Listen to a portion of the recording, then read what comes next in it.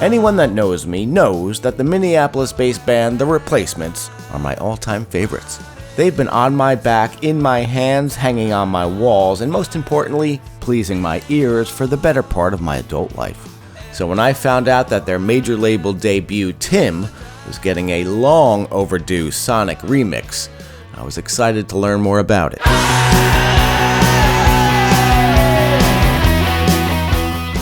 New Jersey native Ed Stasium, whose industry credits span 6 decades, was given the job. Okay, I see you're wearing a replacement shirt. How nice I am, yeah. And I even brought the production out in my garage just to sort of give it some level of authenticity, if I could. Yeah, it looks great. Now, were you a fan of the band going in? Did you have any run-ins? I didn't really follow them, and that was a big period for me. I was working my butt off, so I did know about them. I was a fan of the band. I thought they were really cool. I knew their indie records, and then, but when I heard Tim, I was like, what's going on here? This sounds kind of washy and wish-washy. Lots of reverb and funny sounding drums, and where's the guitars? The band wasn't really satisfied with those mixes, and Bob Mehr, who's the 2-time Grammy winner for liner notes, author of the Replacements book Trouble Boys, and Jason Jones from Rhino, they've been talking about this for years, and they contacted me last September of 2022, with the idea of me doing the remix on it.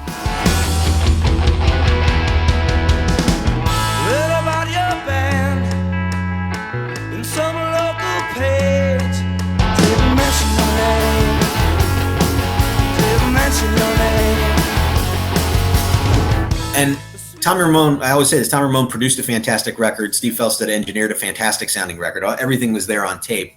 I think what happened is Tommy, in my opinion, Tommy Ramone had an opportunity to he was working with a hot young band, producing on his own. I think freed from the confines of the Ramones, which was a pretty narrow aesthetic confines, of working with them. I think he decided to make some stylistic choices and record the band and mix the band in a way that was atypical even for his style. So there's a lot of reverb. It's a very kind of squished mono sounding record. I think also the circumstances of Bob coming in after the fact rather than sort of working the songs up as a 4-piece and Bob coming in and putting sort of everything on top. I think that also sort of altered the dynamics and influenced the way Tommy was hearing the record and what he chose to leave in and leave out in the mix. I thought there was a rumor that it was done with headphones. Oh, that's where Tommy did always work with headphones on. I mean, when we did all the Ramones records, he would bring his, I think they were KOSS headphones, KOSS. I think they were KOSS. And he would always listen in headphones. And even when we were printing the mixes, I'd be blasting the JBLs, and he would be listening in headphones. So it's quite possible that he did mix in headphones, but we did monitor. He always monitored it on headphones when we were doing the Ramones records. Your tongue, your transfer, your hand, your answer on the bus.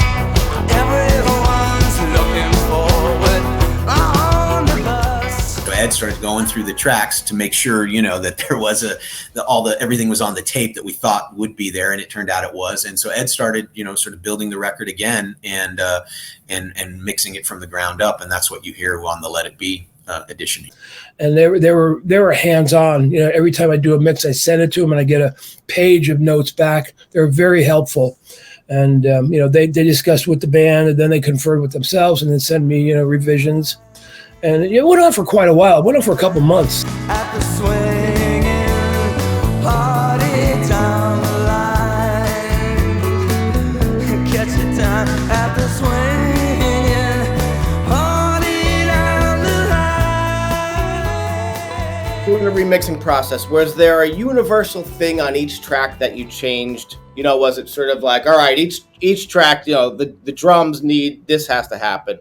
Or was each track kind of treated as an entity unto itself? I always treat the song for the song, although, it pretty much did keep the drum settings the way they were. Use the same type, use the same EQ. but they would vary from song to song. And of course, the balance would, I just don't like throw it up there. Okay, here we go. Here's the next one. Here's the next one. I spent days on each song. One, you can hear the rhythm section. The drums are much more powerful. We've invested the drums with much greater sort of presence and power. There's way less of the digital reverb that was used in the mid 80s and some of the drum effects that were very much of that time. But also you hear the interplay of the guitars with Paul and Bob, and the guitars are separated. Everything's a little bit more separated and less reverb, so you can hear things more clearly and more definitively and discreetly in terms of elements in the mix.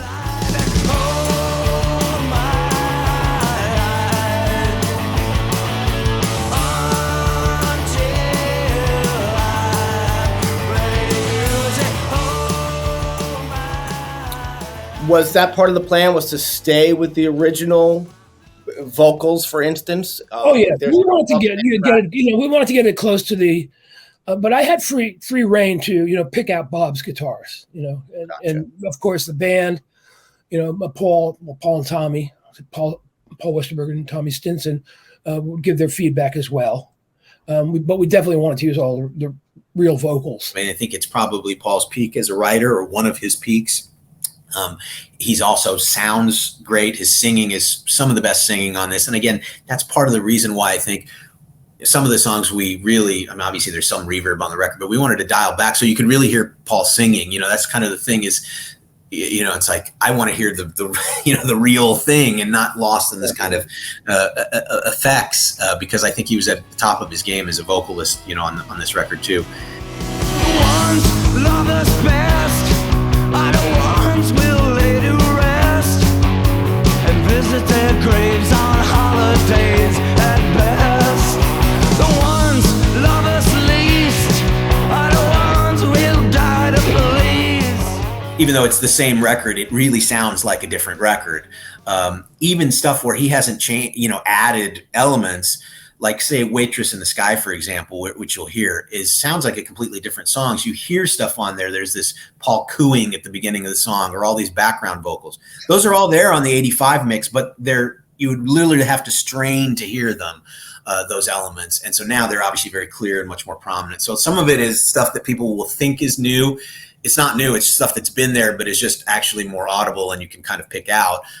And then there is stuff that Ed's gone in and enhanced and sort of added, little stuff that for one reason or another got taken out or rendered inaudible in the mix.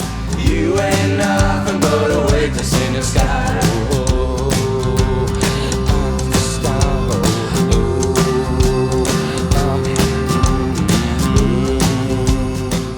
And then I found a bunch of Bob's guitars that they did not use on the original mixes that were just some great stuff. And we added a lot of Bob's.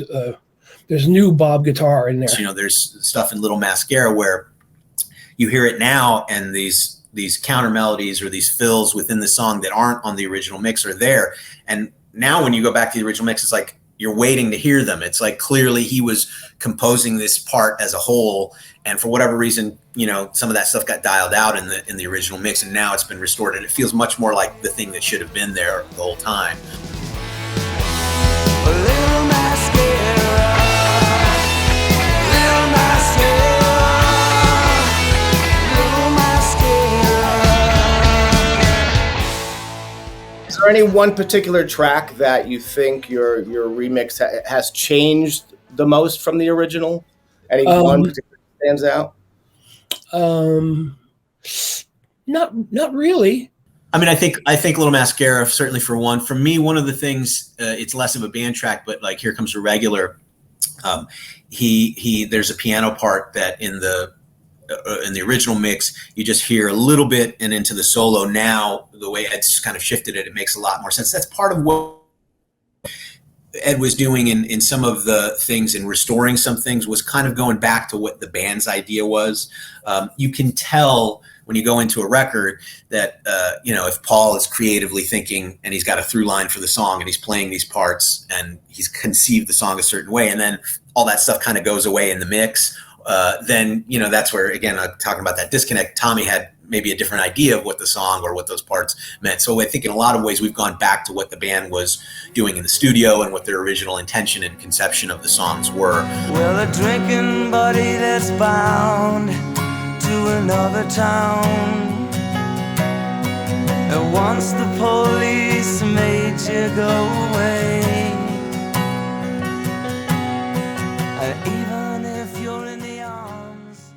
I mean, to me, Dose of Thunder now is a top tier track. I mean, at least sonically you hear it. It's like, put that one on and compare it. And it's like, that was really kind of the litmus test for me as Ed was giving us the mixes back, to hear that song really kind of just blow my mind after years of being something that, maybe you like, maybe you don't, maybe you skip, but it's certainly not considered a standout. I think, it is still a kind of throwaway rocker, but it sounds amazing now. And so that was kind of really for me, when we started hearing the mixes back, it was like, oh man, if you could make that sound that much better, then I can only imagine what things like Little Mascara, which is an extended, there's like another 45 seconds at the end of just this incredible guitar stuff that Bob and Paul are doing. So I think, that's really the proof was in the pudding. It's like, if the quote unquote lesser songs are this much better, imagine what these amazing songs that we all love are going to sound like in this new and improved form.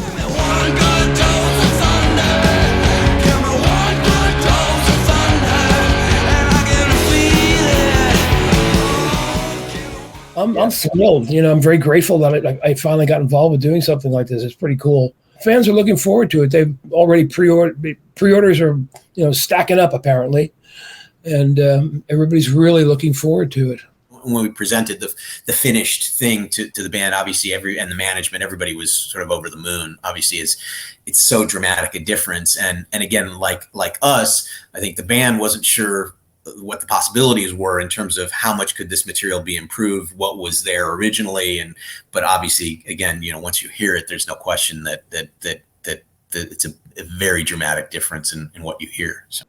I'm a music business dunce. I don't know anything about the business. I don't care to know anything about it. I don't know anything about publishing, management, nothing. I just turn the knobs till I think it sounds good. Nice. And I trust my instinct. Well, on that note, we look forward to hearing all those, what you did with those knobs. The Replacements Tim Let It Bleed edition is a 4-CD, 1-LP box set featuring Ed Stasium's remix and a slew of other previously unreleased gems, all available from Rhino on September 22nd.